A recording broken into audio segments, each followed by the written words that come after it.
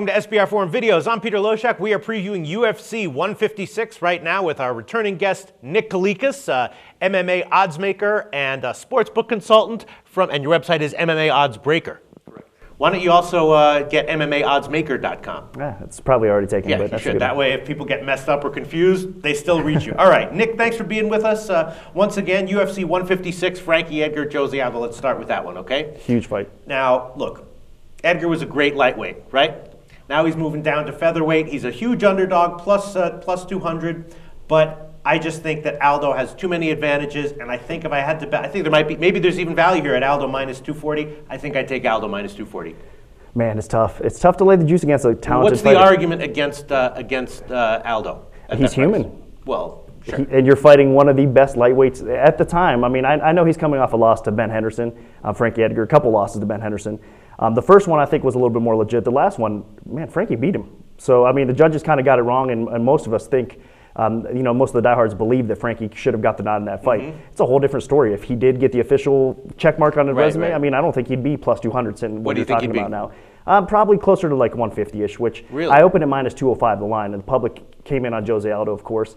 I mean, I understand why, and again, it's all about matchups with MMA betting. And the way Jose Aldo matches up with Frankie, even though Frankie's a stud at lightweight, he's dropping down to his more natural weight class of 145. Right. Jose's still a guy that's hard to take down, and his striking is top-notch. Probably the best striker. Arguably, I mean, you got to consider Anderson Silva the best striker in the UFC, but right behind that is Jose Aldo. Sure. So the guy is devastating. That's why they're betting him up. So you think if they had seen the exact same fight, but the judges had judged it differently, that would have affected the price on this fight by 50 cents? Well, that's probably a drastic little margin there. But no, I don't know. Maybe significantly, you're right. Yes, significantly it would. I think so, because you're only as good as your last fight. And I'm telling you, man, I mean, even though most of us believe that Frankie won that fight, for most people right now, Ben's the man. Ben Henderson's the man. But Frankie is one of those guys puts together a remarkable game plan every time.